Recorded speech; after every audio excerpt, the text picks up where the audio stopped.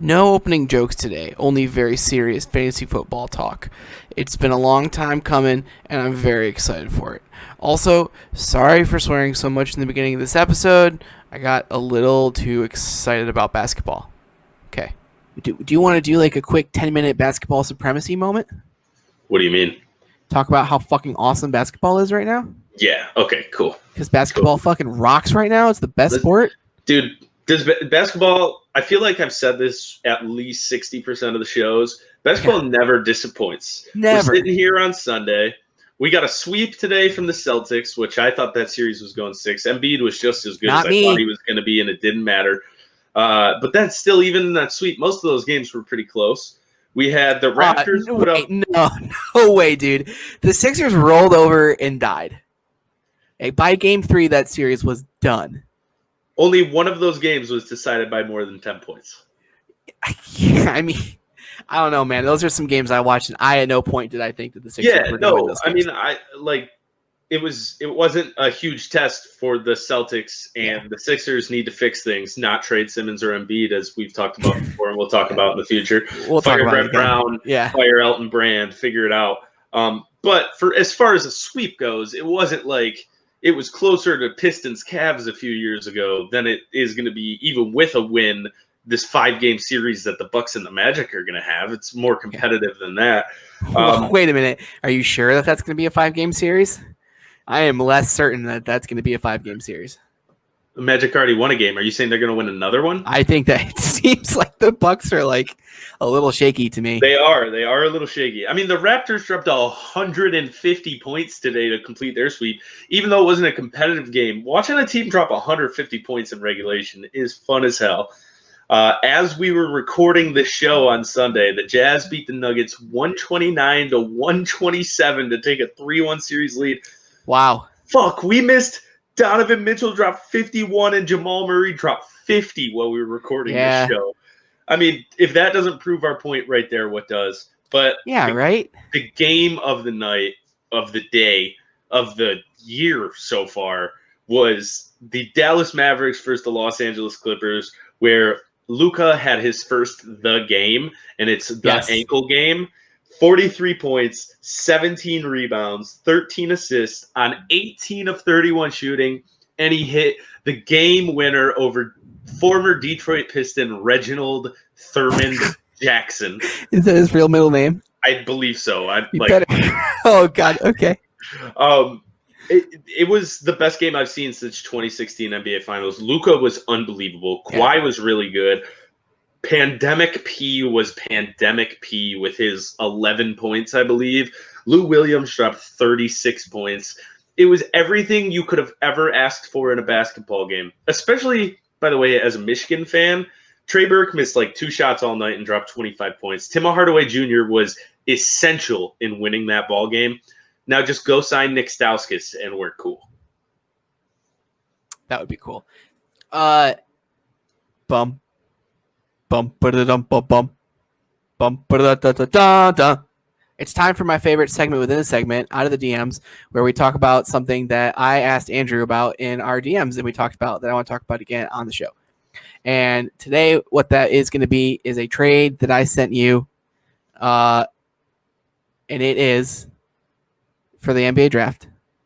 The Golden State Warriors are going to be picking 2nd. The Pistons are going to be picking 7th.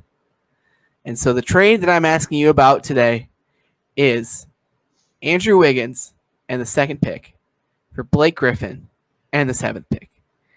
Who says no to that trade? The Pistons don't say no, for sure, because you're literally losing nothing. If you have the opportunity to get rid of Blake Griffin's contract, you get rid of Blake Griffin's contract. And on top of that, you move up 5 spots in the draft. And you get LaMelo Ball, who is who you want out of this draft, probably more than anybody if you're the Pistons. The Warriors, again, aren't losing much. That 2nd pick doesn't mean a whole ton to the Warriors, especially because there's a small chance you could still get Wiseman, the guy I believe they want, at 7. You add your star, right? Then you're back to 4 stars, the Warriors way, kind of finding a way to do some crazy shit with that roster. Now, the only thing that could stop the Warriors is, what if there's a Bradley Beal trade out there you could get done with the 2nd pick? What if there's a Joel Embiid trade out there you could get done with the 2nd pick? What if there's somebody on well, I don't know if anybody on the Nuggets would be more worth it than Blake, but the risk with Blake is high for any franchise. If Draymond continues to regress and Blake can't get healthy, all of a sudden the Warriors are kind of trapped. But I still don't think that'd be enough for them to say no. If that trade was on the table, I believe both sides would accept it. I would just feel immensely disgusting for being the team that helped the Warriors recreate their dynasty. I don't give a shit about that. I do. Well, first of all, I don't know if I agree that that's what would happen. We're about to enter the most competitive season of basketball maybe ever. I feel like there's more teams that can win a title next year than ever before. And that's even before the Houston Rockets do whatever batshit crazy thing they're going to try and do in the offseason. So to me, this creates like the most switchable, best passing, down low, creative, shot creating big men maybe ever in the history of the league. I mean, that whole team is going to be able to play anywhere on the court except for Steph Curry. But like the whole rest of that team is completely switchable. They can play defense anywhere. They can play offense anywhere they want. It's like it's the closest thing that they can do, in my opinion, to re-adding Kevin Durant to their team. And if you break down that pick as far as like what that pick could actually, or what that trade could actually be, you're really probably trading LaMelo and Andrew Wiggins for Blake Griffin and probably like Isaac Okoro or Onyeka Ngakwu. But best case scenario for them, Wiseman. Best case scenario, Wiseman falls, which I don't think would be totally out of the realm. Or what if Denny Avdija falls, who I think is probably the best fit for that team? Perfect fit. Him and Wiseman. I think that they can accomplish more with less by doing that. But you're right that there is some Blake concern. But the thing about the Blake trade is that there's only 2 years of his contract left. You'd have him for this year and the next year. And then a player option. I thought it was this. I thought the second year was the player option. Thinking of this year, but starting, you're right. So you'd get 1 year and a player option, and I don't think that that's a ton of risk to take on Blake because I think for one of those 2 seasons at least he'll be healthy.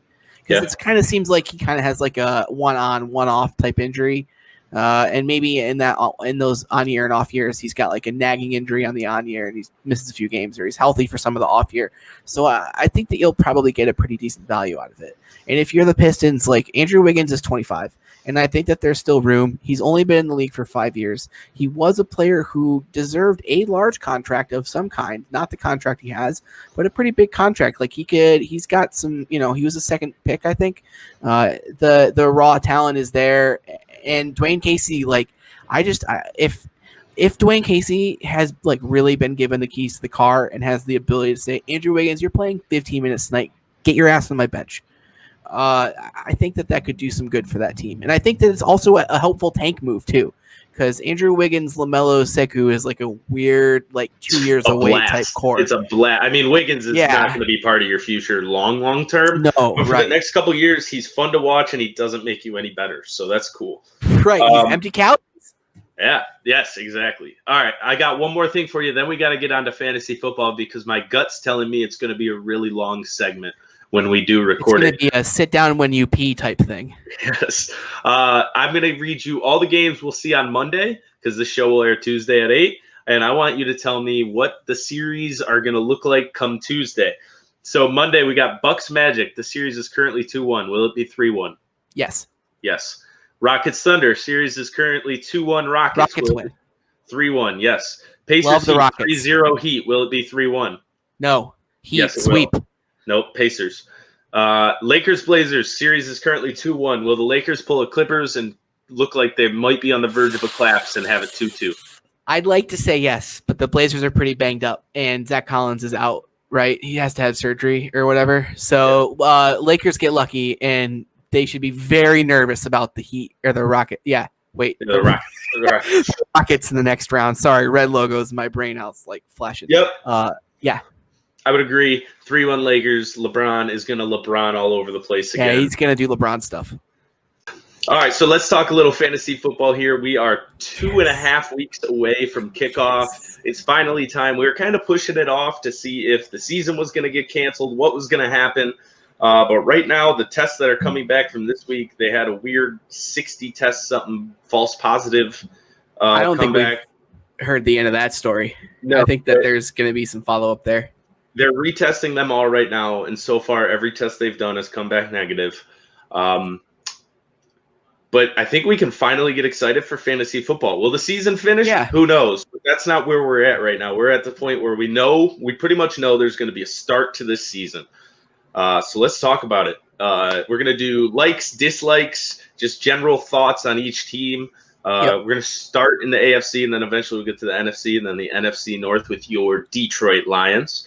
But Parker, where I want to start is in the AFC East with the New England Patriots, the Cam Newton-led New England Patriots. It's going to be a different look this year, one way or the other. It's not like Cam Newton's going to be this big-time running quarterback anymore, but you know Belichick is going to figure out something to make it work at least a little bit, at least to compete, maybe not get in, but compete for a playoff spot. And speaking of Cam Newton, that's my first like. I'm just going to jump right into it. Average draft position of 137. He's going in the 13th or the 14th round. But it's a very talented quarterback with the greatest coach of all time, and we've seen what happens when you pair a great quarterback with this coach. What do you think about that? So the thing for me with Cam Newton is if Cam Newton's going to be your starting quarterback, you're passing up a lot of really guaranteed, proven quarterbacks. Then if you're going to take a backup quarterback and you're going to take Cam Newton, maybe that makes sense to me. I mean, Cam Newton to me works as a fantasy player if he's running, which would make sense because the Patriots have him on a 1-year deal. They don't care. And running quarterbacks, I think we know now, is kind of the cheat code for fantasy football right now. And I think that you'll see that as we kind of go through a few more quarterbacks, guys we like, guys we dislike. I'm all in on running quarterbacks. I think that's. I'm looking at him more as a backup with trade value. You take him again in the 13th to the 14th round, and then somebody's quarterback gets hurt, and all of a sudden Cam Newton's looking really good in week 7. So you need a flex wide receiver or a flex running back. Guess what? Here's your quarterback 14, who's going to be, if you just had your quarterback injured, that's not a horrible look. And I'm going to get my low-end flex player to move into my lineup. So again, it's a value pick. It's not something you're going to win a championship with, but getting him towards the very end of the draft, I think it could end up being a steal. My like for the Patriots this year is N'Keal Harry. If he can get on a goddamn football field, the ball has to go somewhere, and I don't think it's going to be going to Devin Asiasi, their starting corner. And I don't think that Mohamed Sanu is an A1. You're really even like kind of a mid to low tier second receiver in the NFL. So I think that if N'Keal Harry is healthy, and I think that if he shows the flashes of the guy he was supposed to be when they drafted him in the first round, N'Keal Harry, for what you're going to be paying for, which is like one of the last rounds of the draft, you can get some sick value out of N'Keal Harry this year. Yeah, I love that because, again, this was a guy with high expectations. It's not like he came into the league expecting to be a bottom-level wide receiver. This is a guy with wide receiver 1 for an individual team potential. I should say that they have Julian Edelman. Sorry, because I know that there's people yelling at the screen right now. I know they have Julian Edelman. I don't think he's going to be anything close to what we expect from Julian Edelman this year.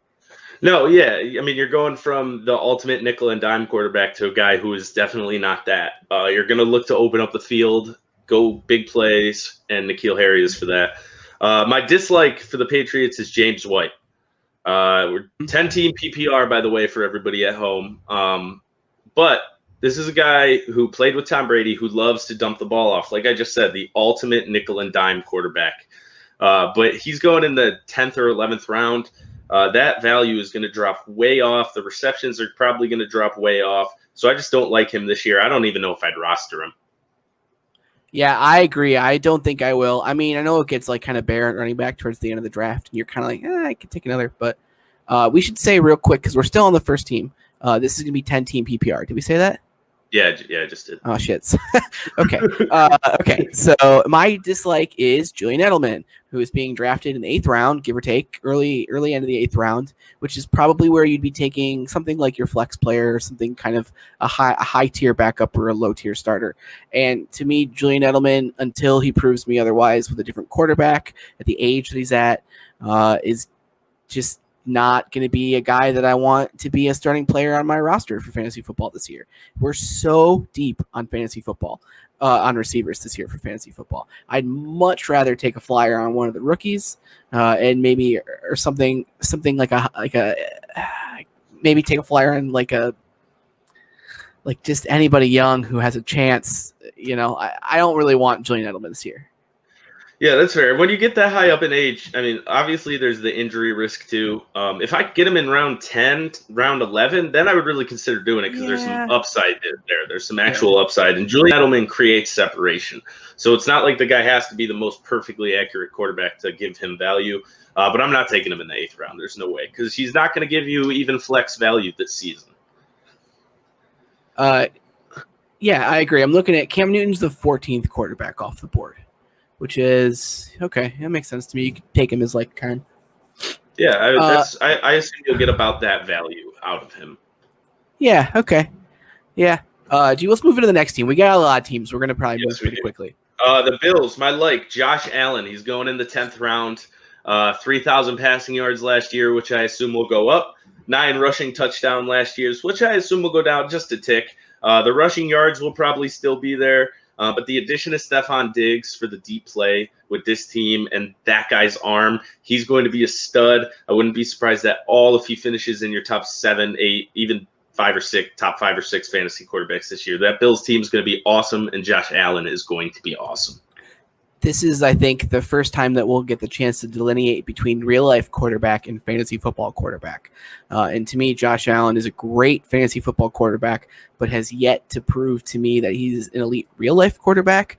But that's not what we're talking about right here. My like for the Bills is actually also Josh Allen, who I think is going to be ridiculous for fantasy this year.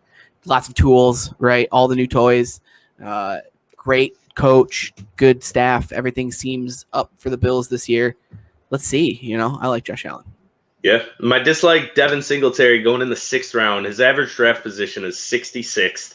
He was the 32nd ranked running back last year. He's going off the board as the 23rd running back this year. Doesn't get a whole ton of receptions.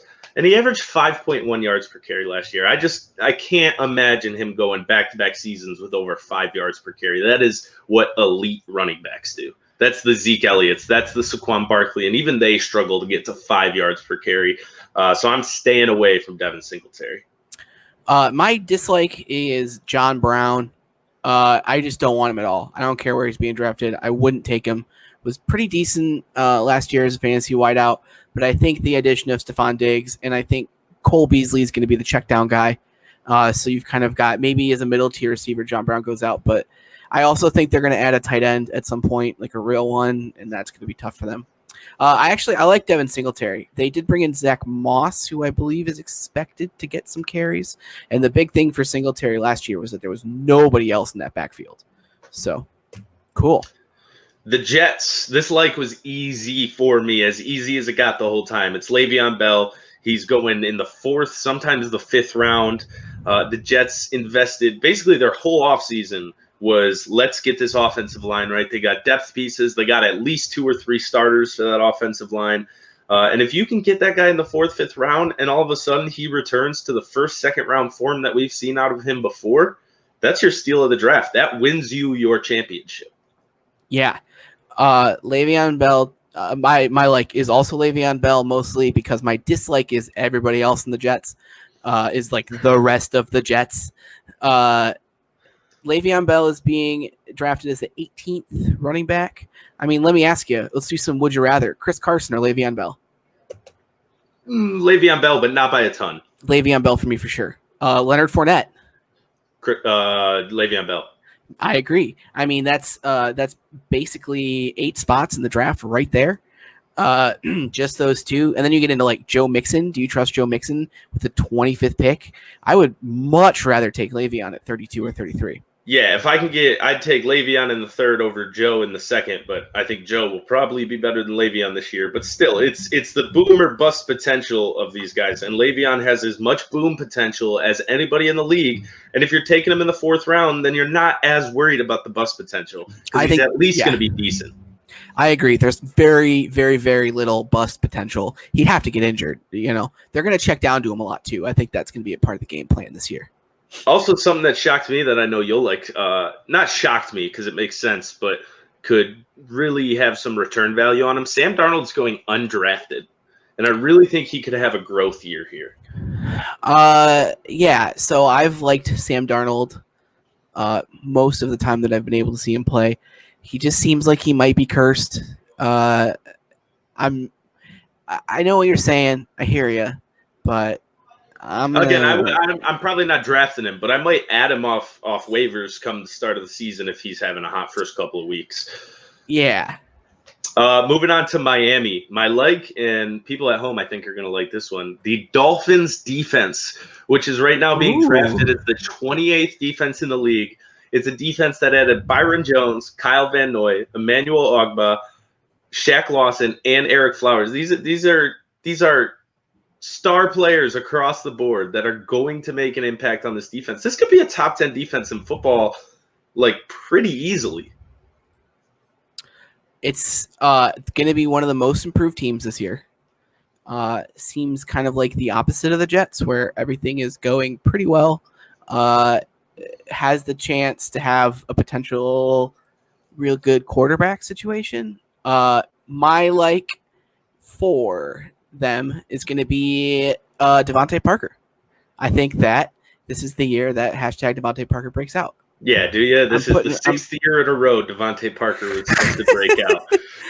And it's actually a little funny to me because my dislike is Devontae Parker. And it's not because of where he's going in the draft. I think he could get you value in the 7th or 8th round. It's because he's going in front of guys like AJ Green, like Michael Gallup, like Henry Ruggs, who I think could be an absolute fantasy stud for where he's going this year. Yeah.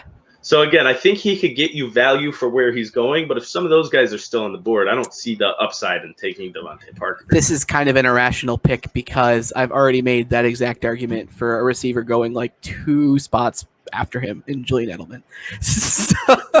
So this is not fact-based. This is a heart pick. Who's your dislike? Yeah. Devontae Parker. Devontae Parker? Okay. Yeah. So my dislike is Ryan Fitzpatrick. Get him away from me. Yeah, well, he's not even going to start. Yeah, right. My other dislike is Mike Gesicki. To me, tight ends are a pretty heavy dice roll, and I think that this guy's the dice roll of all dice rolls with an influx quarterback situation with some questionable running backs and receivers around him. Maybe where's he going? Let me confirm where he's going here. The only reason I would disagree with that is because often you'll see rookie quarterbacks rely heavily on tight ends, and we're going to see Tua playing as much as he can play this year. He's going to be starting week 1. I'm pretty sure about that. He should be, at least. I mean, he's better than Ryan Fitzpatrick. There's no debate about that. So I think I disagree with that. He's going right in the Austin Hooper, TJ Hawkinson, Eric Ebron, Chris Herndon range, and I would take any of those guys before I take Gesicki. I probably would too. So even Hawk. We have the same. Yeah. Oh yeah. We'll talk about Hawk a little bit later. I think he's going to come up. Yeah. I got some big thoughts on him. On to the AFC North with the last year's 1 seed in the AFC, Baltimore Ravens. My like is Hollywood Brown going in the 8th, 9th round. Added 25 pounds of muscle this offseason. Had a really good rookie year. He wasn't a star by any means, but he was consistently good. I just think this is a guy who's eventually going to be a star, and it normally happens pretty quick with wide receivers. You'll see it in year 2 or year 3, and this is the year for him. And that offense where everything's wide open the entire time with as good of a route runner as he is, another guy who I think could be an absolute steal in the 8th and 9th round. Let me just confirm this here. Okay. Yeah. Okay. So my is going to be Lamar Jackson. Wherever you're drafting him, it's not soon enough. That's what I think.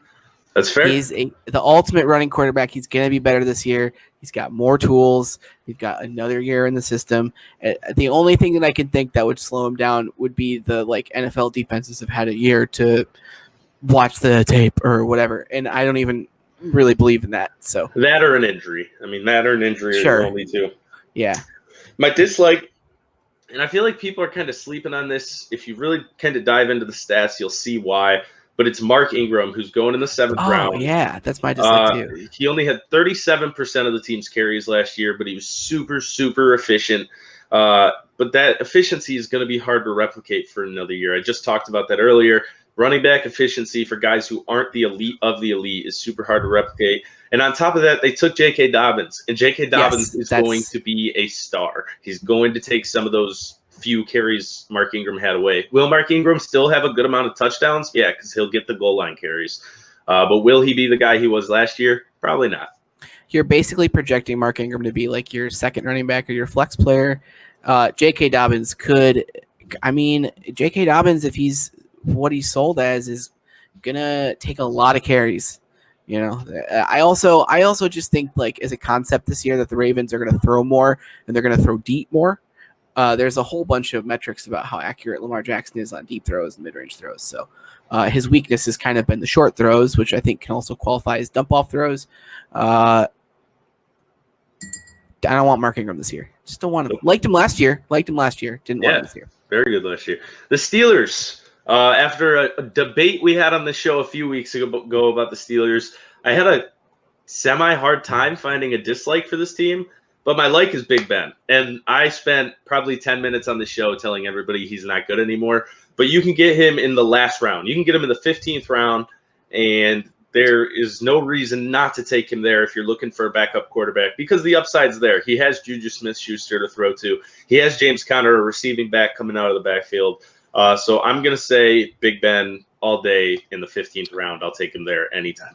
So he's going at QB 16. So he's going in the, like, Daniel Jones, Joe Burrow. He's going after Cam Newton. He's going right before Jimmy Garoppolo. And I would rather have him than a lot of those guys I just mentioned. All of those guys. I think the Steelers are going to be good this year. What did you just do? You did like, right? So my for the Steelers is also going to be Ben Roethlisberger, who's going to be good this year. Sorry. Who's your dislike?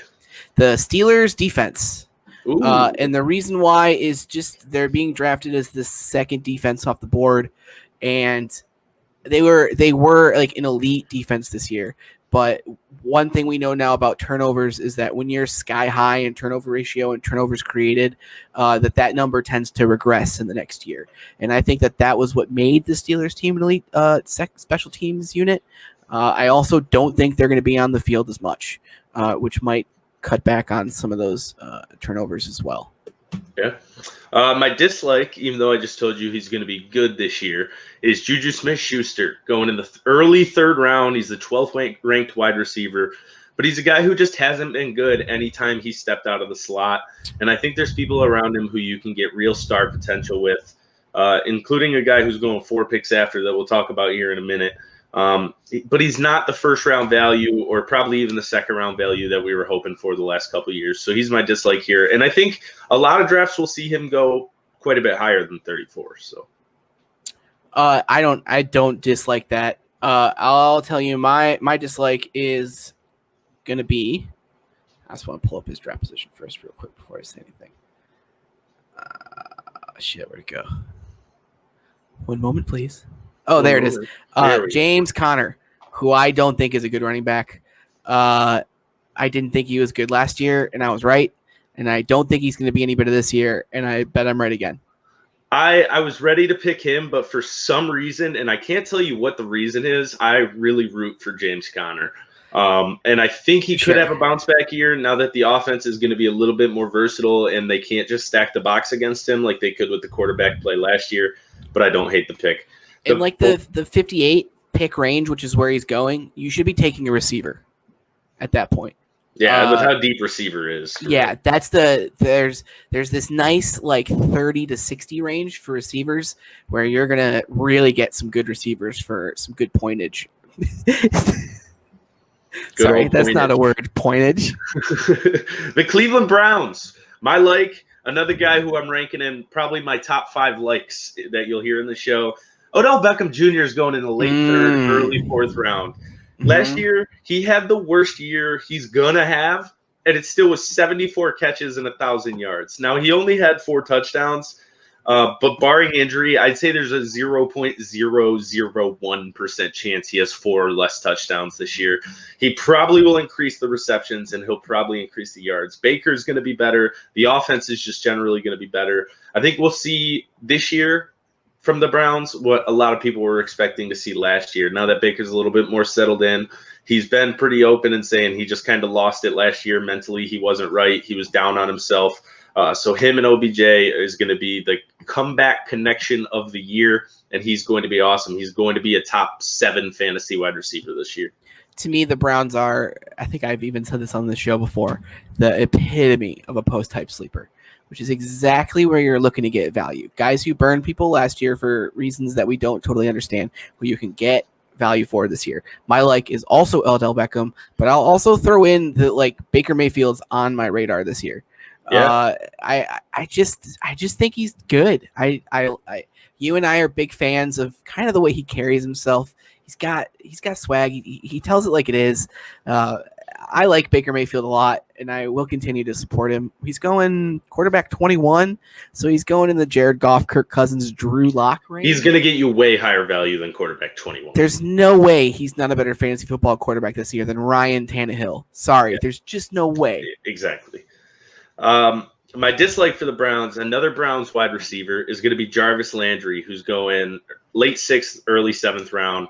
But he kind of had to pick up some slack for OBJ last year, and he's not going to have to do that this year. Now, he had, I think, 90 receptions last year, and although he's a guy who's going to catch the ball a lot, if there's weeks where OBJ is just going absolutely bananas, that's going to cut back on those. I think he loses anywhere from 10 to 15 receptions this year, which is going to be, 100+ yards on the season.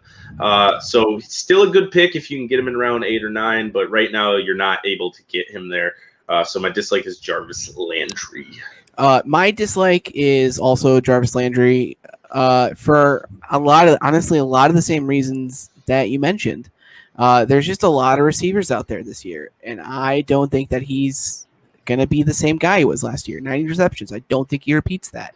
In PPR, I mean, he's a good player for PPR, but for me, you want Jarvis Landry as one of your last receivers on your team.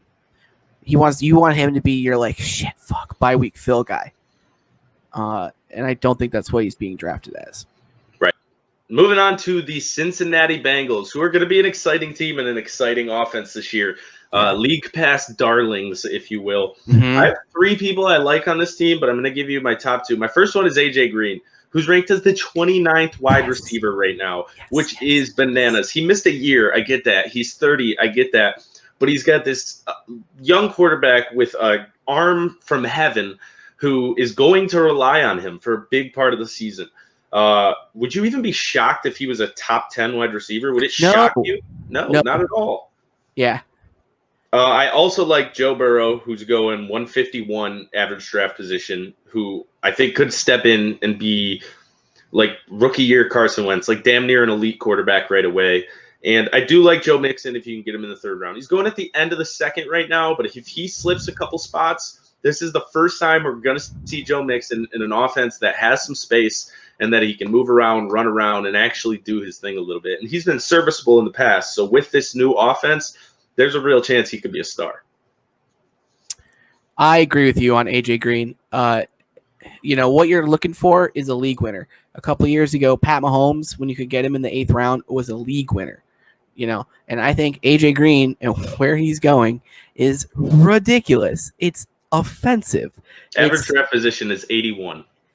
That's crazy. That guy's like a 2. I know he's been injured and there's some concerns about that or whatever, but he's going after Tyler Boyd, the number 2 receiver on his roster. Yeah, and on top of I know he was injured last year, but let's be realistic about it. He was injured for 8 weeks, and then they sat him the rest of the season. He sat there. Both sides wanted him to sit for the rest of the season. The Bengals, so they could go get Joe Burrow, and him so he could not hurt his ankle worse and get a contract. That he's the 3rd one of my top 5 this year in ultimate steals of this draft.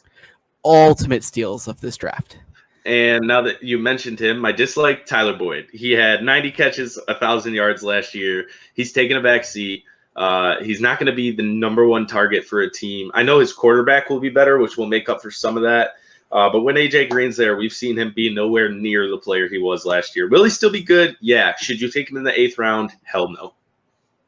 My dislike is Joe Mixon, who doesn't give you jack nothing in PPR.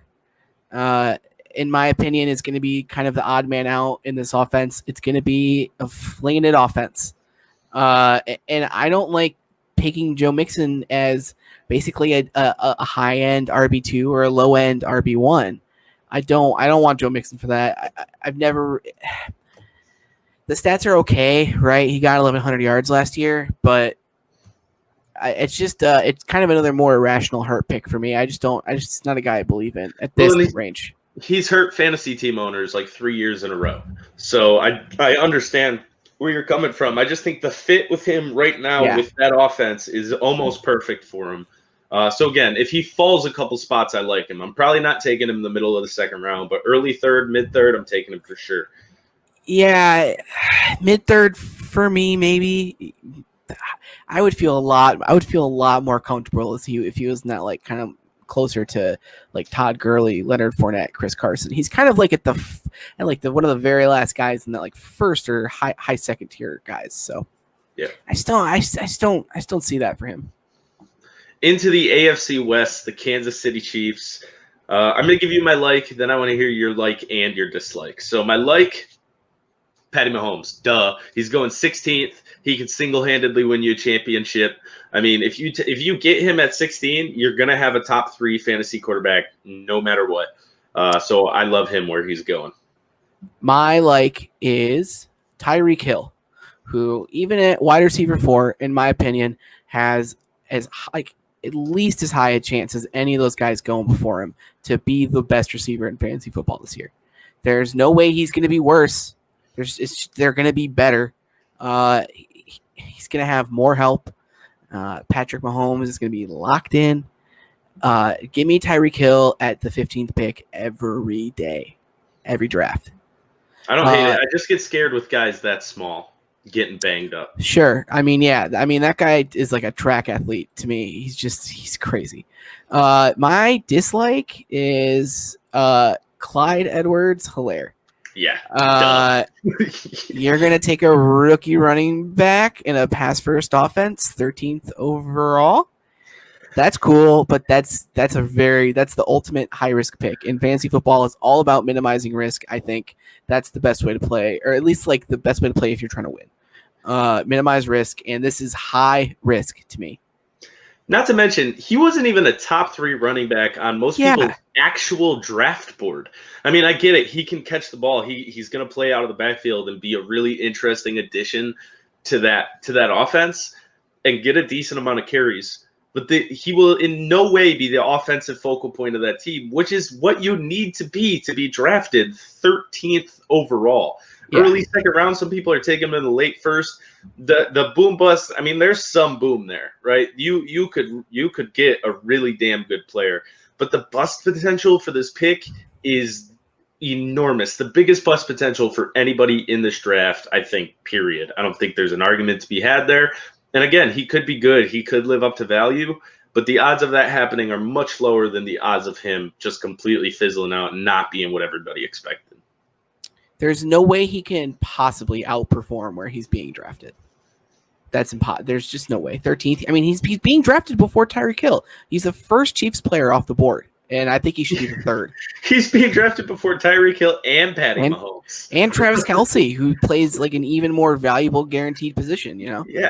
Best case scenario, he's the 4th most important piece in that offense this year. Yeah, you're gonna use the 3rd pick in the 2nd round on that guy.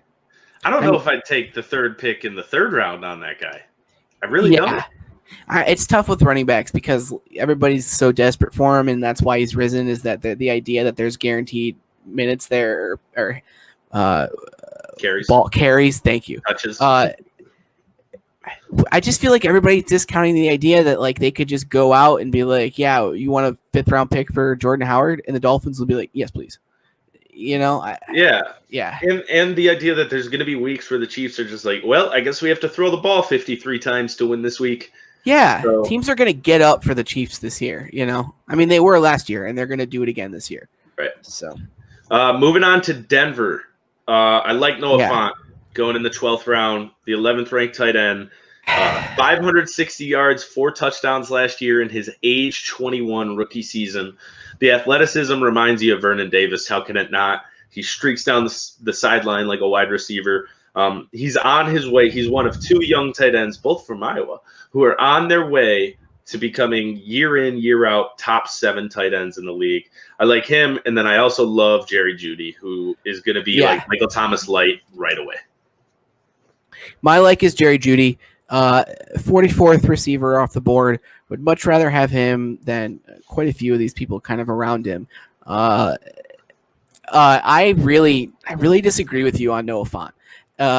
And the reason why is that he's the 12th tight end off the board.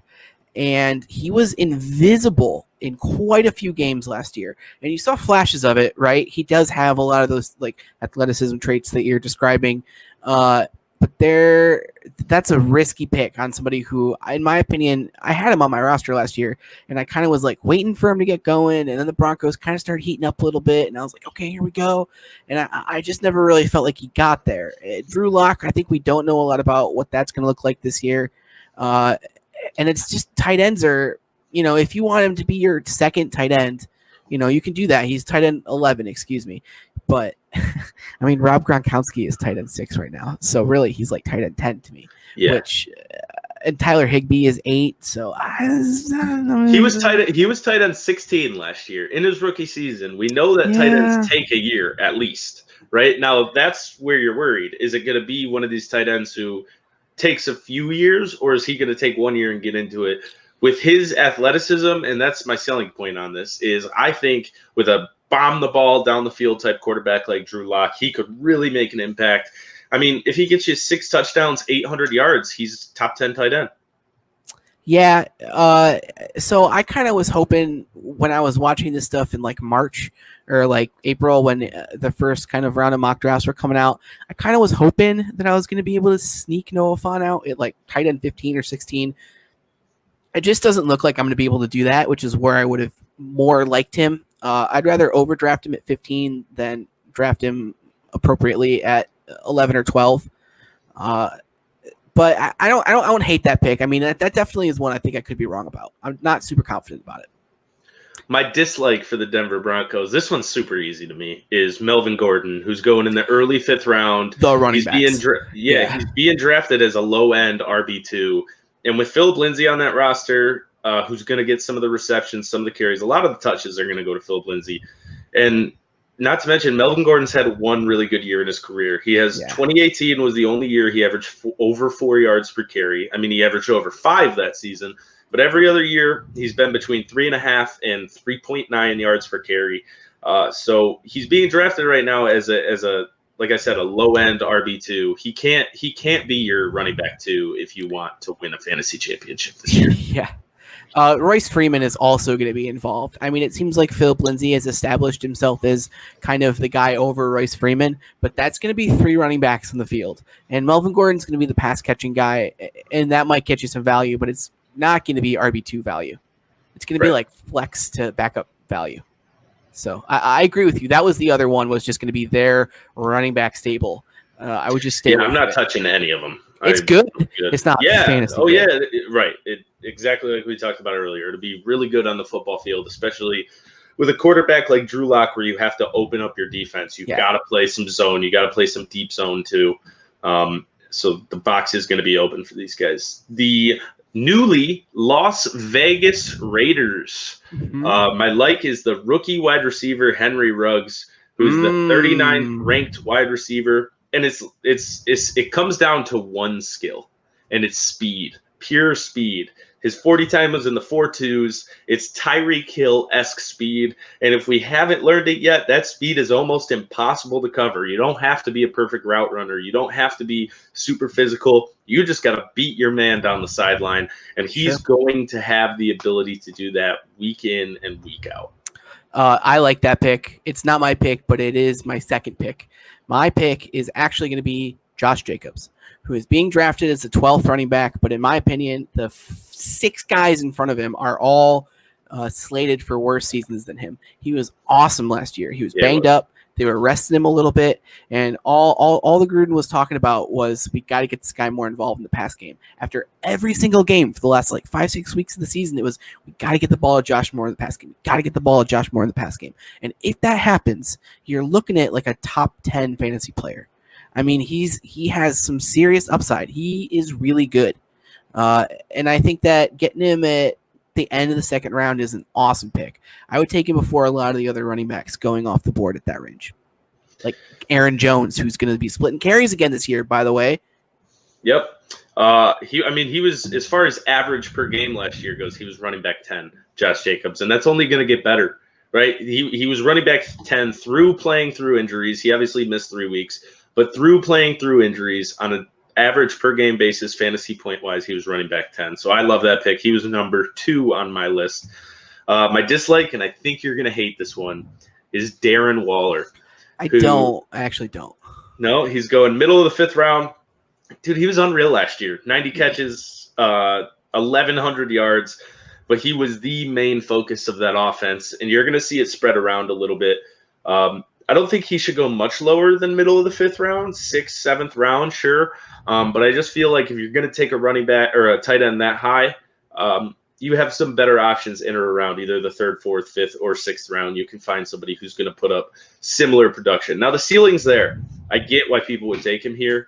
I'm just probably not going to take that risk because I think this Raiders offense will look a lot different in Vegas this year.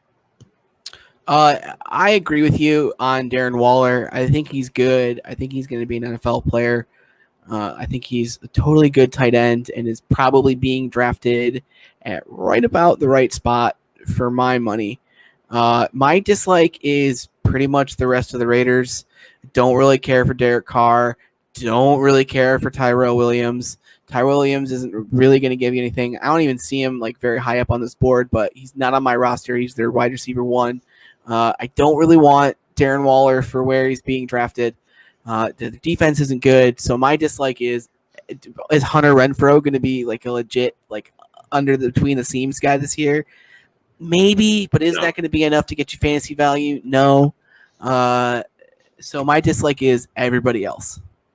I feel that. I understand that. The Los Angeles Chargers and their horrible logo. My like is Austin Eckler going in the early 2nd round as running back 13.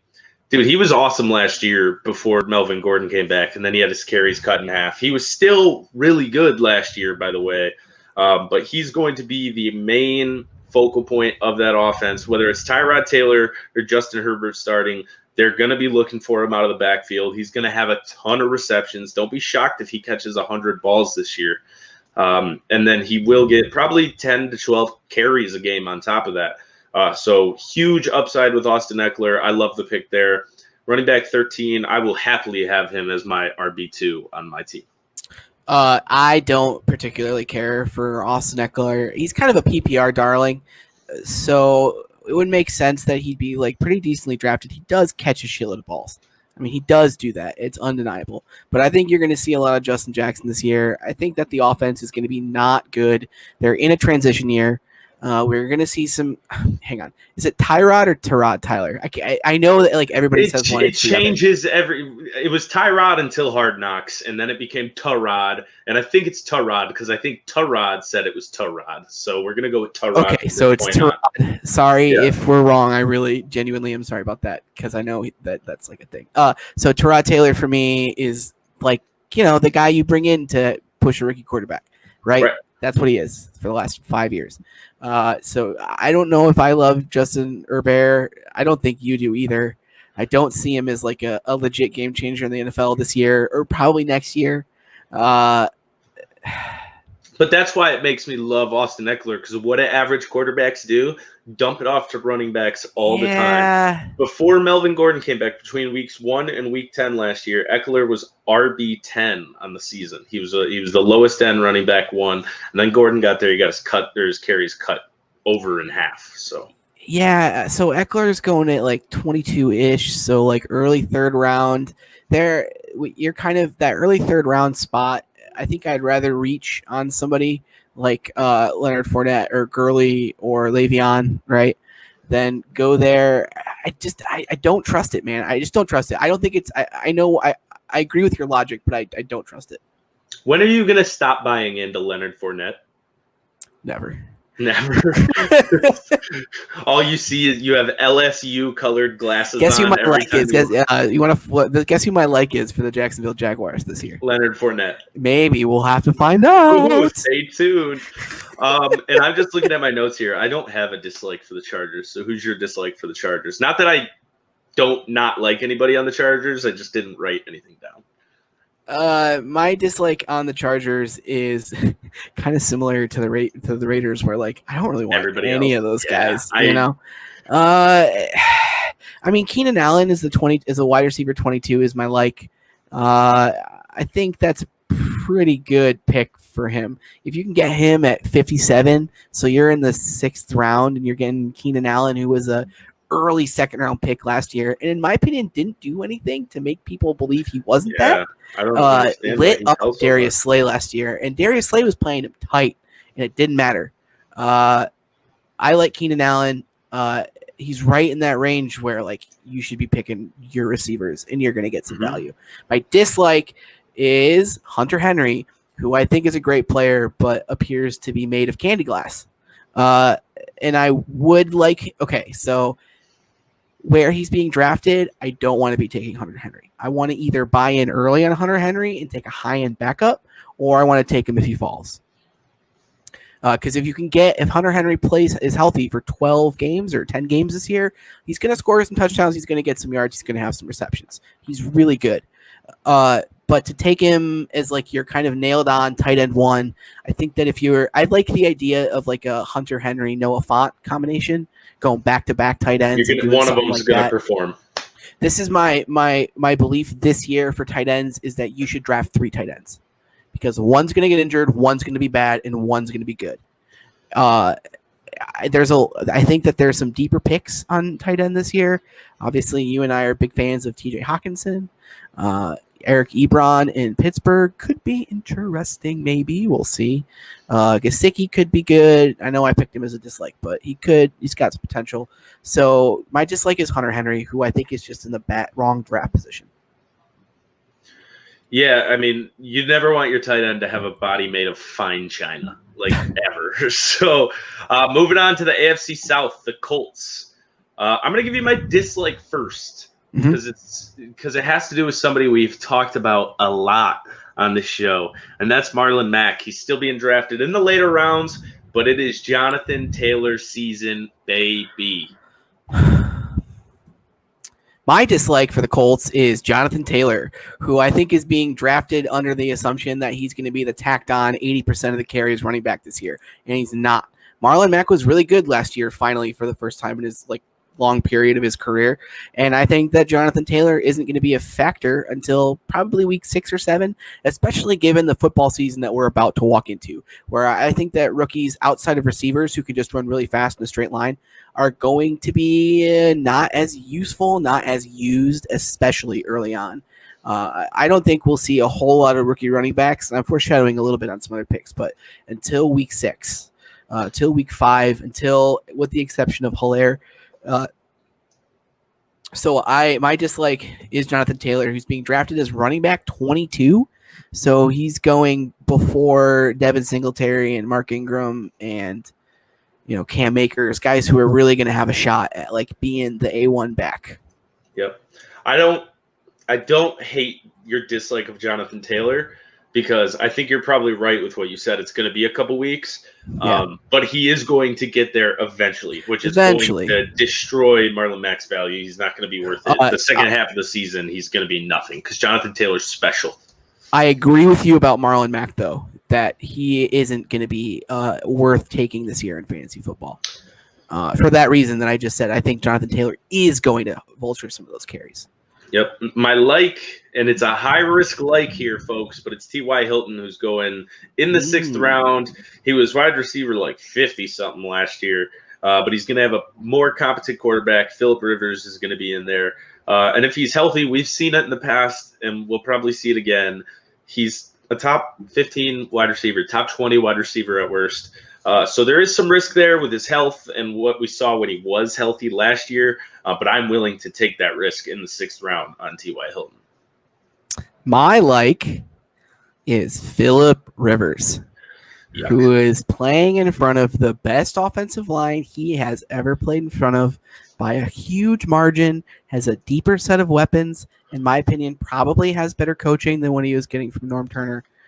Going is the quarterback 27, which is after Tua, which is after Teddy Bridgewater, which is after Gardner Minshew, which is one before Derek Carr, and 2 quarterbacks before Colin Kaepernick. So you basically if you're Phillip Rivers' ADP is 168 and Colin Kaepernick's is 169.7. So if you're telling me that Phillip Rivers has the same value as a guy who hasn't played in the NFL for 6 years, then I'm going to take Phillip Rivers. All right, to be fair about Colin Kaepernick, the highest your ADP could be is 169.9 because there's 16 rounds. Oh, I see that. Okay. So he's in the Nathan Peterman range. Yeah, people love taking Colin Kaepernick at the last I think pick. Phillip Rivers has a year or two of gas left in the tank, and I think we're gonna see that this year. In a year or two, Phillip Rivers will be 107 years old with 34 kids. I don't know, man. I don't know if you can raise 13 kids and be 40 and be a good NFL quarterback. It just seems like an impossible task. His wife has to be like the Phillip Rivers of child rearing because that is like Average? Incredible. No, come on. I mean, like that makes her an NFL quarterback of, You're right. of You're child right. rearing. She's elite when it comes to the average population. When it comes to the best of the best, she's pretty average. I'm looking for one more that I also wanted to say, but I can't find him. I had it and I lost it. Michael Pittman Jr. might be worth a flyer. If you see him get hot early, I would grab him. He's undrafted. Yeah, I found it. He's undrafted. But if you're 2 weeks in and Michael Pittman has like 10 receptions and a touchdown, grab him. Take him. You want him. A lot of skill. Kind of fell a little bit, quote unquote, 2nd round pick, but because of how many receivers there were in the draft this year. Agreed. The Jacksonville Jaguars, this guy might sneak his way into my top 5 mega likes. That's what I'm going to start calling it. My top 5 mega likes. Yes, exactly. DJ Chark. The dude's going in the 7th round. He was wide receiver 16 last year, being drafted as wide receiver 27. Him and Gardner Minshew have another year under their belt to get stuff together. With the potential he showed last year, this is a guy who could sneak around that top 10. So if I can get him in the early 7th round, I'm taking it all day. My like for the Jacksonville Jaguars. I like DJ Chark, by the way. I think that's a decent pick. And there's not a whole lot to like pick from here. Unless you're like high on LaVisca Chenault, which I don't think either of us are. No. Gardner, just kidding. Leonard Fournette, who is being drafted. That was going to be it. Yeah, the talent is there. I think that he needs to be traded from the Jaguars, but the dude just like takes hits, takes a lick in it and keeps on ticking. And then it gets hurt. Sometimes he gets hurt. How many years in a row are we allowed to say the talent is there? I mean, didn't I just pick Devontae Parker earlier? Yeah. I mean, I know that I kind of did it for the memes a little bit, but still. So he's been in the league. So 2017, he was the 4th pick. So that's 3 years ago, right? That's 3 football seasons. This is going to be his 3rd football season. I just want to make sure. 4th football season. So his first one, like he got injured. He ran out of gas. And I get that. But last year, 1,150 yards, 3 touchdowns, 75 receptions. There's no way he doesn't, in my opinion, repeat that with what they have going. The focal point of the offense. Yeah, and there's going to be all 11 guys are going to be in the box. They're not even going to cover the wide receivers. They're just going to put everybody in the box and say, just stand here. He'll run straight into you and you can tackle him. I think I'm betting that they won't be able to do that by a certain point in the season. I think I'm kind of gambling that maybe some Gardner Minshew play action might, with the receivers that they have in that room now, be a little more effective. Their receivers are better this year. Yeah. I don't know. My dislike is the Jaguars' defense. Their ranking is low, but for the people who don't mess around with rankings, they might get bamboozled by the name value. The Jaguars' defense has been good multiple years in a row. Don't take them. Don't take them at all. Don't add them. They're going to be one of the worst defenses in the league, and that offense is not going to be able to stay on the field for long periods of time. So this is a warning. If you don't pay attention to rankings, which I know a lot of people think they're too smart to do, don't take the Jaguars defense. My dislike is everything, because the Jaguars are going to be one of the worst teams in football this year, if not the worst team in football this year. So just do yourself a favor and maybe take a gamble on Leonard Fournette, and then forget that the Jaguars exist. God, I really hope Trevor Lawrence doesn't end up in fucking Jacksonville. And if he does, I hope it's the London Knights by next year. I mean, so if you're the Jaguars and you look at this offense and you trade so if you're the Jaguars and you're Trevor Lawrence and you're looking at this offense and you're taking Trevor Lawrence first and then you're taking all defense for the rest of the draft, I actually think that might look a little more like the Bengals this year with Joe Burrow to me than anything. Absolute best case scenario. But you'd have to hit on all those defensive picks. Nobody wants to go to Jacksonville because they don't know how long the team is going to be in Jacksonville. They might be in London in 3 years. If any team moves to London, it's going to be them. Their owner, what's his name, Sasha Khan? Mm-hmm. He wants to move the team to London. He's been pretty transparent about it. So it's just hard to build a team when the future is so unknown. Yeah. The Tennessee Titans. For my I have nobody. I don't like anybody on the Titans. Yeah. Titans are all very, very either properly rated or a little overrated, I think. There's more to dislike here than to like for fantasy. If you're going to like anybody, it's Joanna Smith, who's going as tight end 20, and you can hope that big body kind of has like a Darren Waller type season. Obviously not as much production, but like a decent production, and he maybe could slide in as a back-end tight end one for your team. My dislike is Derrick Henry, who is going average draft position of 7.8. I don't want the guy who's over the last 2 years ran the ball more than anybody in football, who now is going to be the only thing defenses game plan against the Titans. If you stop Derrick Henry, you stop the Titans. He's not going to catch enough passes to be better than Christian McCaffrey, Barkley, Zeke, Alvin Kamara. None of those guys. He won't be better than any of those guys without the receptions. Even if he goes for 1,200 yards and 8 touchdowns, the receptions, he's going to have like 15, 20 throughout the whole year. So I'm not taking Derrick Henry in the first round. I'm going to echo that. My dislike is also Derrick Henry. The thing about Derrick Henry is that he's awesome in the fantasy playoffs. But the problem is he's not going to be good to get you there. And that was fine when you could take him in the 3rd or 4th round and he kind of be your second running back. But now when you got to take him 7th or 6th, 7.7. Okay, so you have to take him in the mid-late first round. You have to hit on that guy. That guy has to contribute every week. And I haven't seen that from Derrick Henry. Awesome for 3 weeks out of the year. The best running back in football for 3 weeks. The Houston Texans. It's a high-risk going in the early 9th round, Will Fuller. When he's healthy, he's proven he can be a super, super productive wide receiver who catches a lot of balls and catches touchdowns. But Brandon Cooks is their wide receiver 1 right now. He's had an injury-riddled past. So it would then be between him and Randall Cobb. Randall Cobb was good last year, but 1, he's had health problems himself. And 2, the guy is just old now. I don't know how old he is, but he's got to be old. Like I feel like I think he's like 35, 36. I'm gonna look. Yeah, so he's at least getting up there. And then my dislike for the Texans. He's 30. 30 still. That's old for a wide receiver. Surprising. I thought he was older. My dislike. It's funny. I texted my buddy Mike about this one, so shout out Mike, and this is what he said because he agreed. It's David Johnson who's going 47. No! He said, "Fool me once, shame on you. Fool me twice, shame on me. It's over. His reign of fantasy terror is no more." Verbatim, that's his words. So I love that. I'm going to agree, too. I want David Johnson to be good. I love David Johnson. I want him to be good so bad, but I'm not getting burned by him again. I'm just not. Okay. So my dislike I actually have two pretty serious dislikes. One of them is Will Fuller. Talk about fool me once. It's more like break my arm once, shame on me. Break my other arm, shame on you. My leg explodes, shame on everybody. My real dislike is Deshaun Watson. He's going as QB3.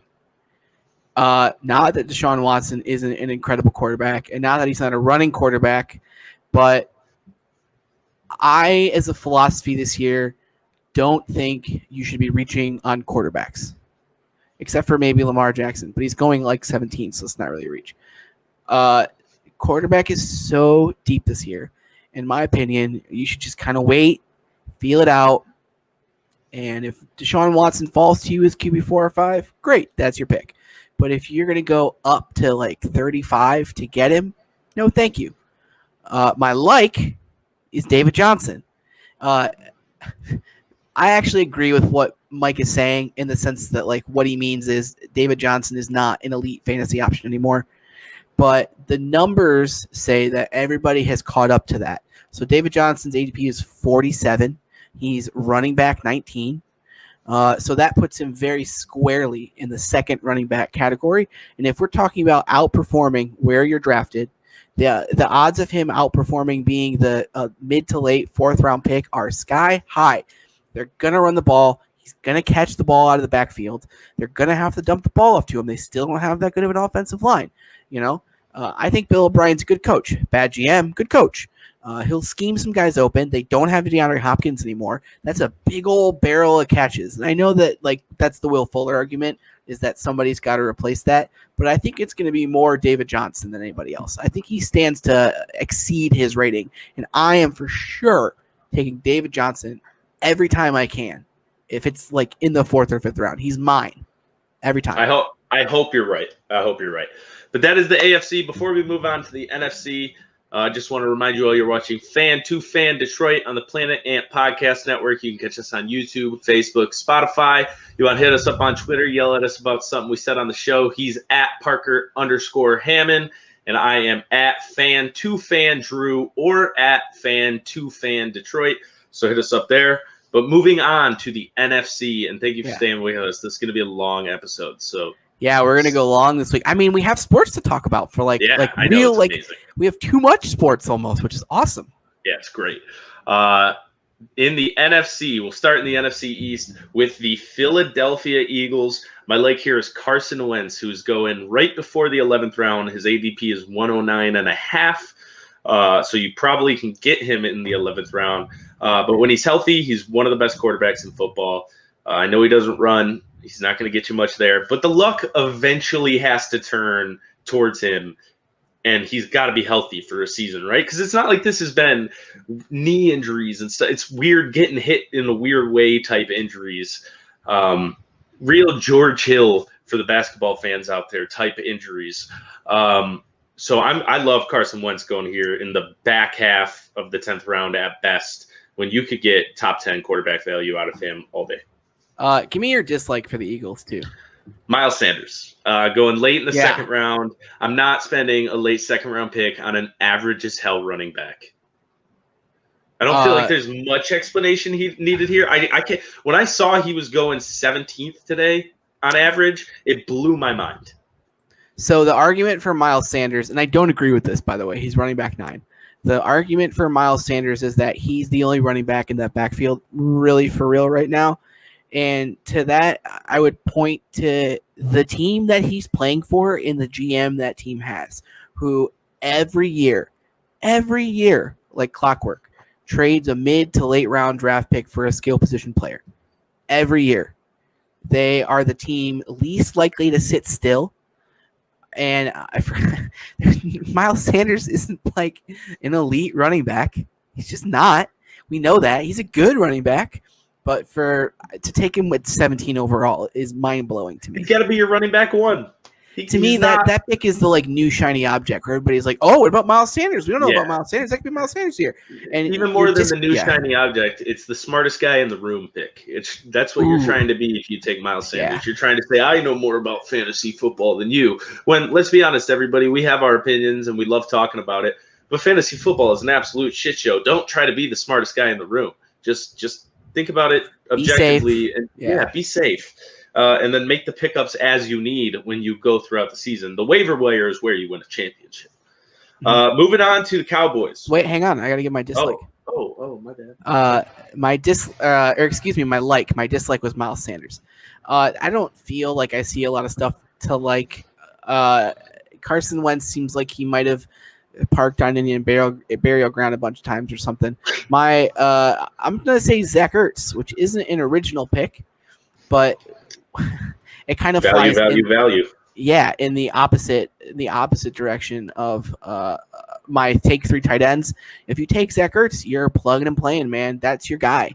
Doesn't get hurt a lot, reliable, go in 41st. So if you can sneak him in the late 3rd round, I don't see why not. I know there's a lot of receivers in that place and some good running backs, but depending on how your draft shakes out, if you can pick up Zach Ertz like a late 3rd round pick, I think that's a good pick. I think that's a safe pick, and I think that it's a pick that allows you to take some more risks later in the draft. And his wife is awesome. Yeah, his wife rocks. So the Dallas Cowboys, my like, and you'll rarely see me pick a like for somebody who's going this high, but it's Ezekiel Elliott, who's going on average 4th. But he's just as consistently great as any running back in the NFL right now. You're going to get the value out of him. He's going to be worth your 1st round pick. And he's not suspended this year yet. So that's good. Cool. Good analysis. Not suspended. Yet. Yet. But he doesn't have anywhere to go because of COVID. So this is good stuff for Ezekiel Elliott. So I have kind of a overarching like, and then I'm going to narrow that down into a finer like. My overarching like is give me all the Cowboys. That offense is going to kick ass. I have nobody on my dislikes. Nobody on my dislikes. Amari Cooper. I think Michael Gallup could be awesome. Really, people in the NFL seem to think that Michael Gallup is actually a first wide receiver, masquerading as a second wide receiver, and that's awesome. CeeDee Lamb is going to be, I think, really in a really good position to succeed. Dak Prescott playing for a contract. Ezekiel Elliott not suspended, but my number one is Blake Jarwin, tight end. He's going as tight end 21. I'm taking 3 tight ends this year. He's going to be one of them. We are coming from a team that has one of the most historically great tight ends of all time. Dak Prescott will throw down to him, and somebody's going to catch those balls for value to get him with basically your last round pick. If you haven't taken a backup tight end, that's where you should go. Yeah, I like it. I agree. And like I said, nobody for my dislikes. This, like you said, the offense is going to be great. It might be so good that it gets an average as hell quarterback in Dak Prescott a $40 million a year contract. So it could be his Kirk Cousins last year, just trying to throw the ball as long as possible type contract. The New York Giants. I'm not going to give you much analysis on this one because you don't need it. My like is Saquon Barkley. If he's healthy, I think he's the best running back in football. If you have the opportunity to draft Saquon Barkley and you do not deserve to win your season. Yeah, I'd take him one. Perfect way to say that. I would take him one too. Well, I'd probably take Christian McCaffrey one. We'll get to the Panthers. I don't want to spoil anything, but I would take Saquon Barkley first. To me, Saquon Barkley is locked in, the all-around running back. Daniel Jones is going to be better. Everything around him is going to be better. They have a bad coach, but we'll see. Daniel Jones is going to be better. He's also my dislike for 2 reasons. Also my dislike. He's being drafted. 2, he's being drafted in front of Joe Burrow, Big Ben, Drew Lock, and Baker. I would take all of those guys ahead of him. Yeah, I'd probably take Jared Goff before him. Yeah. I would for sure. That's easy. Cool. Washington, the Washington football team and their brand new super creative name. I don't like taking this easy cop out, but I have the same answer for my like and kind of my dislike, I guess. My like is nobody, and my dislike is everybody. Yeah. So TJ McLaurin. Yeah, I mean, cool. Terry McLaurin's cool, but he's going 6th, 7th round. There's risk there. I don't Yeah. like that pick. I wouldn't be super angry if that's my pick, but Dwayne Haskins is going to be throwing him the ball. Or best case scenario, one leg Alex Smith is going to be throwing him the ball. Gosh, if Alex Smith is like the starting quarterback for that team, to me that signifies some very serious Dwayne Haskins problems. Because Or there if is. Dwayne Allen Haskins comes sucks. out there. Yeah, yeah, I don't really see anything that I like on the Redskins. Let's move on. Yeah, let's go to the NFC West. That's right, Lions fans. We're making you wait for the NFC North. Stick with us. We'll get there. The 49ers. My like is Raheem Mostert. Average draft position 82.5. When they gave him the keys to the cars last year, he was awesome. And the speed and agility are absolutely elite. So I think he's sticking around. He's going to be really good. I think he'll be closer to like low running back 2 value. Raheem Mostert, the guy who requested a trade 2 weeks ago? Yeah. Okay. They already said he's sticking around and he's good. He's playing. Okay. I'm worried about that. I think that San Francisco succeeded. I think in the playoffs, at least, kind of running a couple of different running backs and using the receivers to run a little bit too. I guess I disagree with you on that. Give me your dislike real quick. I'm pulling up their roster just to make sure. Mine is Jimmy Garoppolo going in the 15th round, going super late. But outside of Kittle, there's just not many weapons in the air for him. He's not going to run the ball at all. And I just expect his team to be worse overall than they were last year. Not much. I think they'll still make the playoffs. But they're just not going to be the same team they were last year. Jimmy Garoppolo might be on the verge of being a franchise quarterback, but he's damn sure not like an elite franchise quarterback. And we've talked about these guys a million times during the show already, but the guys going in that range, the Big Bens, the Bakers, the Joe Burrows, I would rather have all those guys over Jimmy Garoppolo. So I will pass on him at any point in the draft. My dislike is Raheem Mostert. I think that Tevin Coleman and Jerick McKinnon are both still in that backfield. I know Jerick McKinnon is another player who can't seem to stay on a football field without like getting hit by a bus or whatever. But I think that he's gonna not have that many carries, and I think that requesting a trade like that hurts your stock in the NFL locker room, no matter what they say. Because of course they're gonna be like, everything's cool, we sorted it out. But this is the NFL, and if that's the way you feel, they're not going to give you the ball. My like is Brandon Ayuk, first-round draft pick, 25th pick. So I think Deebo Samuel is an awesome number 1 receiver. I think he's being properly drafted, and I like Brandon Ayuk because, I mean, frankly, like Jimmy Garoppolo sprays the ball around, and I know he's got Kittle and Deebo, but that's where I was I had to put something under my ass. The sheriff's starting to hurt my ass. Is this podcast over? Oh, shit. Okay, bye. Brandon Ayuk, undrafted, another player. If he has 2 strong weeks out the gate, get him right away. Get him right now. You want to know what helps your value in a locker room? Being the best running back throughout an NFL playoffs where you come in second place. That helps. I mean, we know that running backs don't matter like that anymore. They're replaceable, or at least NFL coaches think they are. Yeah. Maybe that's not true. I wouldn't know. But the Seattle Seahawks, my like is DK Metcalf, who's going in the middle of the 5th round. A workout warrior, as we heard all through the draft process 2 years ago, whose physicality alone led to a really, really good rookie year. And I know if you have that body and that athleticism, you are a work ethic person. You work your ass off every day. So I know he spent the majority of this offseason just working on running routes. And if he can be even 20% better than that, he's a top 10, top 12 wide receiver in fantasy football. My like is also DK Metcalf. 58 receptions, 900 yards. When he gets the ball, he is going far. Everything points to Pete Carroll finally allowing Russell Wilson to cook, as everybody has been begging him to do for many years. Seems like he's finally going to do that. And if that's the case, nobody's gonna have a better year than him, or like have an increase.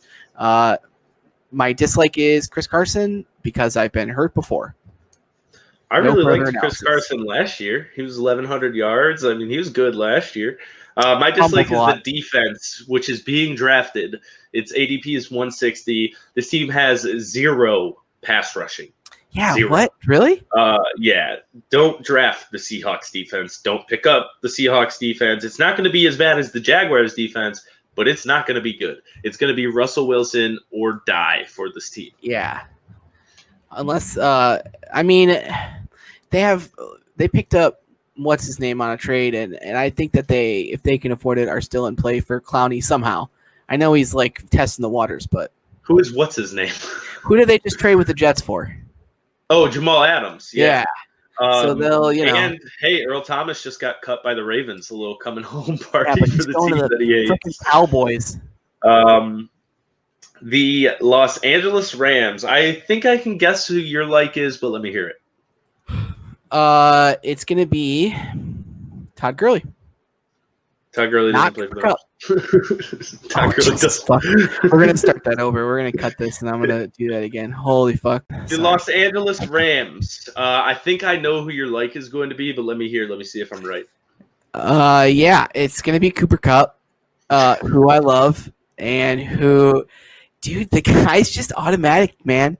It's just, the number one thing is for fantasy football for me is to be risk averse, and Cooper Kupp is the least risky pick in fantasy football. Taking him at 50, the first pick in the 5th round makes him at least your second wide receiver, right?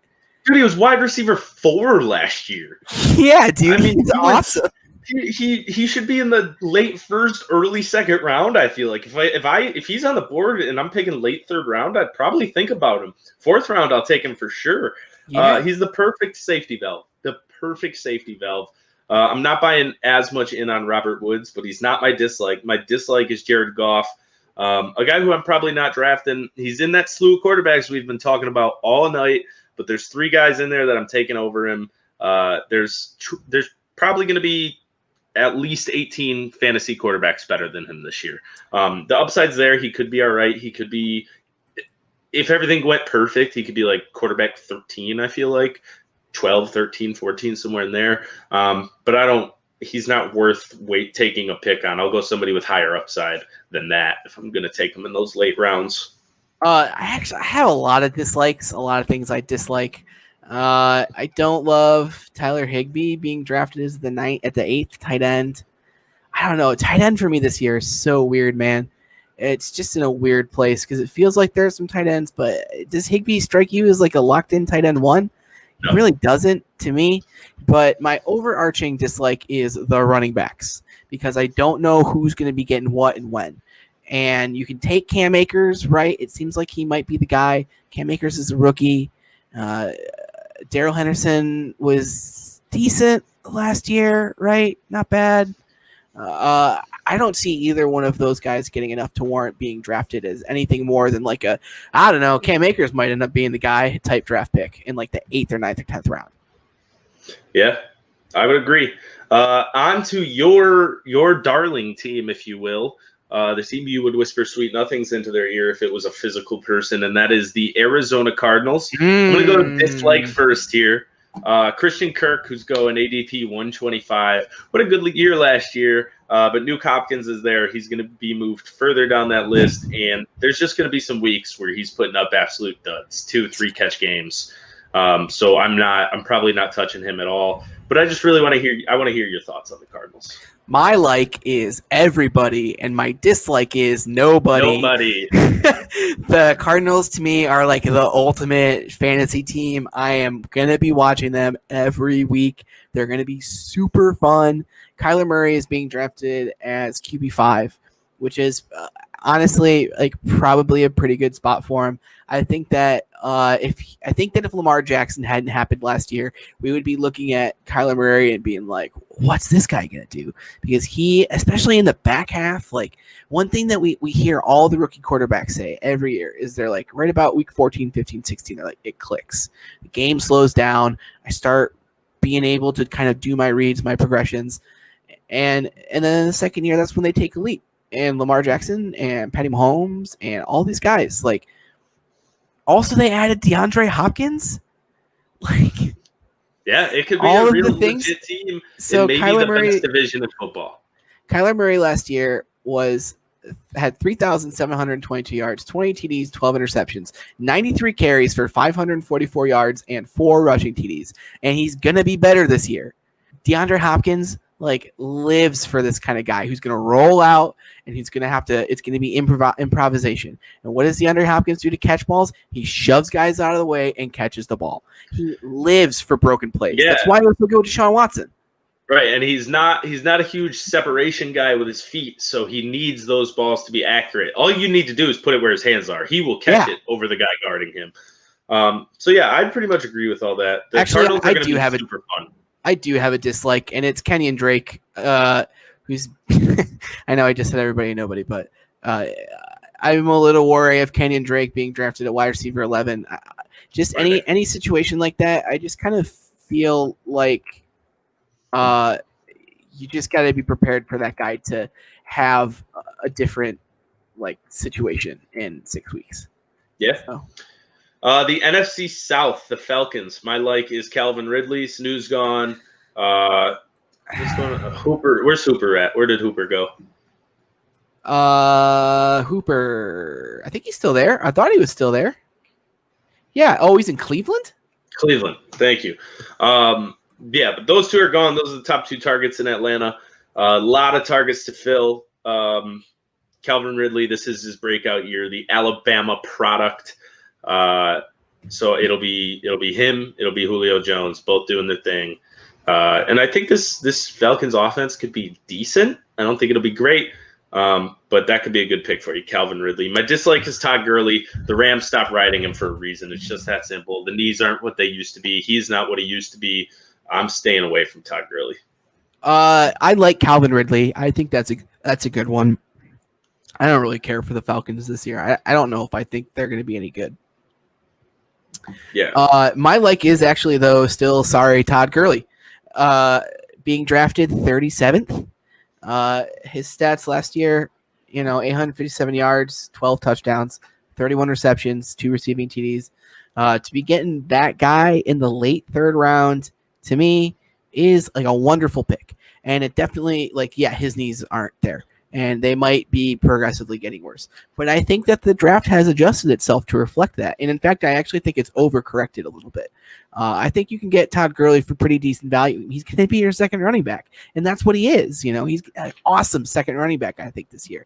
And the Falcons, the Falcons are the why are you still running this back team of the year for me? They're the worst. Guys, do something. I'm poking it with a stick going, are you alive? Are you still there? I just don't see it with the Falcons this year, but Todd Gurley's going to get 900 yards and 30 catches, and I'll take that. No, I think the offense could be decent. I think that they'll be a bottom 5 team in football this year, though. The other thing about Gurley with the Rams was that they partially didn't need him anymore. I think that last year he actually had some decent backup running backs kind of taking some carries from various situations. And the number 2 running back in the Falcons is Ito Smith. So I think that Todd Gurley is kind of locked in as your Yeah, but can he handle more than 12, 13 carries a game? I think 12, 13 carries a game, I think, is going to get him pretty close to what you want out of a late 3rd round pick. Okay. The Tampa Bay Buccaneers, the team I'm probably the most excited to see this coming season, just to see how it's all going to mesh together. Whoa. Your audio just went way up. Loud? Yeah, and then it went back. Okay, it's normal. Okay, Sorry, do that again. It just was all weird. right. The Tampa Bay Buccaneers, the team I am probably most excited to see this season. I don't have any huge likes on this team. I do have guys I like. I would take Chris Godwin. I would take Mike Evans. I'm probably not taking Brady. I'm definitely not taking Gronk. But yeah, so I'd go Godwin or Evans. Those are my 2 on this team that I would ride and die with pretty much no matter where they're going. I would. They proved last year with a quarterback who threw 30 interceptions that they can be real star wide receivers. My is Mike Evans, who just kicked ass last year.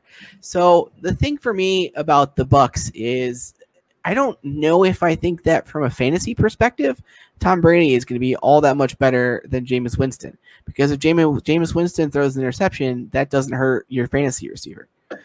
That just makes Jameis Winston look like a goofball. And I don't know if I think that like Tom Brady is going to be the guy to unlock the next level of that offense. In that he doesn't have like the arm power. I mean, maybe he's a little more accurate, but Still Tom Brady, man. yeah. But I mean, Mike Evans was like a wide receiver, like the best wide receiver for multiple weeks last year. Put up the best score, and now he's being taken in the 22nd pick, 23rd pick, wide receiver 7. I think that's great value. Yeah. Yeah, I mean, love that's that. probably, if you play your cards right, that could be your second receiver. I think we're gonna have the same dislike on this one, and that's Yeah. Rob Gronkowski. It's the ultimate dislike for fantasy. Going as tight end 6. No thanks. I'm good on washed up game show hosting party boys who were really good and then retired for a year and now are coming back. Like, he'll be okay as a real tight end. He's not going to play 16 weeks. He's probably not going to play 13 weeks. He'll play in the playoffs if they make it, and he'll be good there. But he's not somebody you should be taking as your tight end 1 in fantasy. If you're in a spot where you can take him later in the draft as your tight end 2, do it, man. It's still Robert Gronkowski. You might be able to slide him in there every couple of weeks and get huge production out of him here or there. But don't let your team like rely on this guy to be a stud, because he's not going to be that. Yes, I agree with you. Rob Gronkowski is like the ultimate fantasy dislike this year. Probably the single most overdrafted player in fantasy and ADPs. The other thing, I'll give you another one that I like, is Cameron Brate. Sorry. OJ Howard. There we go. Who's the second tight end on that team, who's gonna, I think, play quite a bit, get a bunch of grabs, like gonna be the guy when Gronk inevitably gets hurt, because he isn't in football shape and really hasn't been for a year, right? Are natty lights a part of the TB12 method, Andrew? Yeah, of course. Cool. Are they keto? Is that what you're saying? Natty lights are keto? No, it's actually just natty light and protein shakes. That's the whole TB12 method, start to finish. You don't even have to work out. Wow. Rob Gronkowski, nutrition expert. Moving on to the New Orleans Saints. My like is actually Latavius Murray. As a back-end guy, they're not going to run Kamara into the ground, right? And he's the clear running back, too, on that team. I think a lot of the carries will go to Murray, or a lot of the receptions are going to go to Kamara. And if Kamara misses any time, Latavius Murray has showed time and time again, whether he's with the Vikings or with the Saints, that you can slide him in and he can be a very productive running back whenever you need him. So he's going in the very, very back ends of this draft. I love Latavius Murray, though, to have at the back end of your bench just in case there's an injury somewhere. To me, Latavius Murray is like a really classic guy who sits on your bench for 16 weeks and never comes off of it. Maybe. I don't know, man. The Saints are in kind of a weird place for me. I like Michael Thomas at 6. I think that's, you're guaranteeing production. You're guaranteeing a top 3 wide receiver in fantasy. But my like is Jared Cook, who's going off the board as the 9th tight end. And I just think tight end's going to be screwy this year.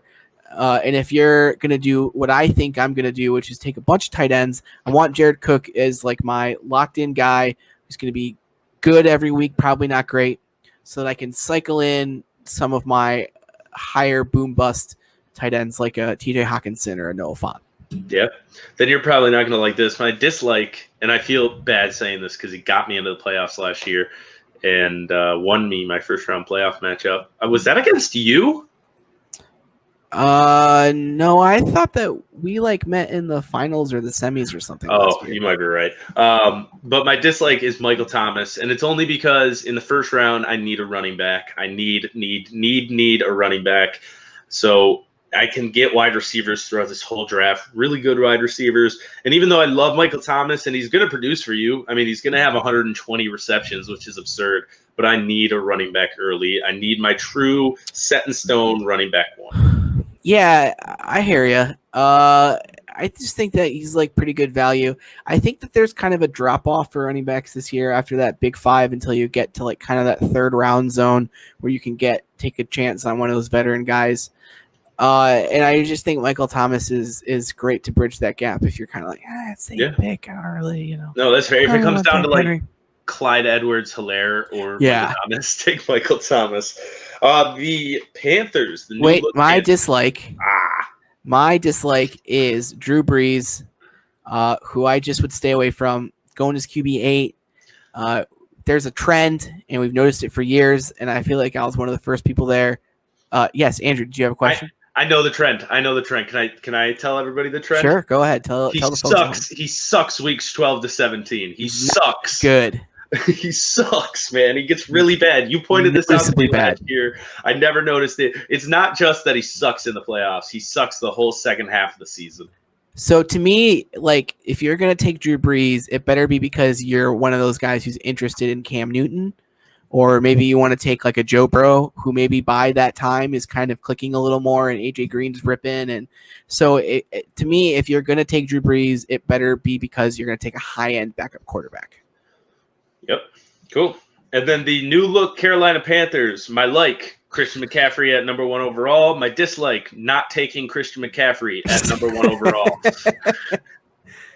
Yeah, I mean, Christian McCaffrey to me is pretty locked on, especially in PPR where he's like the best player ever. I don't dislike that pick. I think that either 1 or 2, Christian McCaffrey or Saquon Barkley, you're probably going to be fine. Yeah. Who's your dislike? Not taking Christian McCaffrey, number 1. Oh, right. Not Christian McCaffrey. Anybody else who's not Christian McCaffrey. So my like, I just don't really like this team. I guess Robbie Anderson. Robbie Anderson could be intriguing. He's out of the like terrible Jet situation. He's another classic, like has the skill, hasn't put it all together yet guy. Is Teddy Bridgewater the quarterback to unlock that? I don't know. Maybe. Probably not. But I like Teddy, but no. Yeah. And my dislike is just overdrafting anybody on this team. Yep. This is a classic, like, taking a year to figure out what they want to do post Cam Newton team. And I don't think it'll be a long rebuild. I really don't think it'll be a long rebuild. So I mean, what if Teddy Bridgewater, like, it turns out like it is a pretty good, like, is above the Andy Dalton line, right? It might not be by a lot, but he could be above the Andy Dalton line. That wouldn't shock me. I think we need to rename the Andy Dalton line. To what? What do you want to rename it to? The Jimmy Garoppolo line? No, see, I feel like Jimmy Garoppolo is above the Andy Dalton line. I mean, yeah, he definitely is now. I'm above the Andy Dalton line, right, to rename it. Well, the Andy Dalton line is a little bit of like an older reference to like Andy Dalton 5-6 years ago, to which I mean like any quarterback who could potentially push you to an probably can't get you much above a 9-7 first round exit. So who is that guy right now? Who's that guy right now? I mean, it might be Teddy. Yeah, that's not horrible. Hold on. I'll give you like a hot take Andy Dalton line candidate, and that's Matt Ryan. Cool. Yeah, we can call it the Matt Ryan line. But no, I don't want like to do that Jimmy until he's Garoppolo proven line. it. Okay. All right. Well, we got to change the name because people at home are going to be like, are they calling Andy Dalton an average NFL quarterback? And he's not. No. Is it the Kirk Cousins line? Yes, perfect. It's the Kirk Cousins lines. Cool. All right, on to finally our last division, the NFC North, and we will start with the Green Bay Packers. My like is Aaron Rodgers, who's going in the 10th round. He literally only has one NFL caliber wide receiver in Devontae Adams. And then the only wide receiver on that team other than him, who I even know his name, and I don't know his first name, is Lazard. And that's because he had a pretty good game against the Lions last year. But this is Aaron Rodgers. Yeah. Dude. He's going to be good. It's just that simple. My dislike is the Packers. I don't want anybody. No. There isn't a single person on that team that I like to exceed their ADP. I mean, you can talk me into Devontae Adams being closer to the 10th pick than the 15th pick, but personally, I've always been of the opinion that if I'm taking Devontae Adams, I want him at the 15th pick. Yep. I don't like the Packers this year. I don't like where Aaron Jones is being drafted. I don't think that Aaron Rodgers is going to have enough tools to really be a top 10 quarterback in fantasy football. There's nothing here that revs my engine. Yeah. My dislike is Aaron Jones. AJ Dillon's going to come in and get the goal line carries. He's just not going to be the guy he was last year. He was running back 3 last year, man. He's not that good. He's just not that good. He was really running back 3 last year? Yeah. Wow. I mean, congratulations. They drafted another running back for you, Aaron Jones. Yeah, I know, right? The Minnesota Vikings. Who's your like for the Minnesota Vikings? Because this is an interesting team that I really think could kind of fall apart this year. I just don't like any of the offenses in this division for fantasy. I guess it might be Adam Thielen. I mean, he's wide receiver 9. That's the pick. I expect him to probably be right around that range. Yeah, that's the pick. I mean, Stephon Diggs is gone. He is the option in the passing game. He can do it all. I mean, he can catch the ball deep. He runs great routes, runs great short, medium, and deep routes. He's a good red zone threat. Going in the third round, I'd be happy to come away with Adam Thielen in the third round. My dislike is Dalvin Cook. I'm not taking anybody who I'm that scared is going to be injured at 6. He was trying to get a contract extension. That broke off, so he's already not happy. I'm not taking Dalvin Cook with the 6th. Yeah, keep Dalvin Cook away from me. You guys can have Dalvin Cook. I'll take a receiver. I'll give you another one that I think could potentially be good is Justin Jefferson. I think that's a lot of risk, but I just wanted to say that I think Justin Jefferson could, going at 142 could be worth a flyer. If you're just like, wide receiver, would you rather take Curtis Samuel or Robbie Anderson or Mike Williams of the Chargers? I'd probably rather take a flyer on Pittman personally. Yeah, agreed. The Chicago Bears. My like is David Montgomery, whose average draft position is 80. Low-end flex option, ran for 900 yards last year, and my gut tells me this Bears team is going to try to run the ball a lot, no matter if the quarterback is Nick Foles or Mitch Trubisky. The carries are going to be there for him. There's going to be some plays out of the backfield with either one of those quarterbacks just dumping it off to him. I think he could be a really high value pick in the 8th round. I'm trying to find out where. Well, you do that. My dislike is the rest of the Bears, and especially their quarterbacks. Yeah. Where's who's the other running back in that backfield? Hold on, let me Tariq Cohen. Where's Tariq Cohen going? I think that's probably going to – he's going at running back 31. So he's going at pick 100. I guess that's probably my like for the Bears. That's where most of the receptions are going to go too. Yeah. Like, he's got the upside, especially in this one league I play in where punt and kick return yards count. He's cool there. Yeah. But in a normal 10-man PPR, he doesn't have super high value. He's going to have 2 weeks where he's absurd like he does every year, but that's it. I'd love to say that I think that Allen Robinson's going to have a breakout year. He's going wide receiver 13. The 38th pick. Jesus. I would have loved for him to have been like wide receiver 25 and for me to be like, it's Allen Robinson time. But it's another one like Noah Fant where I was like, this could be a sneaky pick, and then everybody else figured it out. So I'm staying away from the Bears. That offense is going to be, I think, could be one of the worst offenses in the NFL, if not the worst offense in the NFL. I agree. Very little skill position talent. Moving on to the Detroit Lions, but before we do that, make sure you like us on Spotify or follow us on Twitter at Parker Hammond, at Fan2Fan Drew. But my like for the Detroit Lions, with the average draft position of 132.3 at the tight end position out of Iowa University, TJ Hawkinson, who, if he's healthy, here's my boldest claim of the whole show. If he's healthy, he's a top 8 fantasy tight end this year. Wow. So I like things all over the board for the Lions this year. But my number one like is Matt Stafford. Hell yeah. Give me the comeback player of the year, dark horse MVP candidate. If the Lions win 10 games this year, it's going to be because Matt Stafford, as he has done more than once, is a top 10 fantasy football quarterback. He's currently being drafted as the 13th quarterback behind Matt Ryan, Josh Allen, Aaron Rodgers, Carson Wentz. Give me Matt Stafford over any of those guys for fantasy. Yeah. The wide receivers are going to be lights out this year. Great wide receiver room. The tight ends are going to be good. The running backs are going to be kick ass.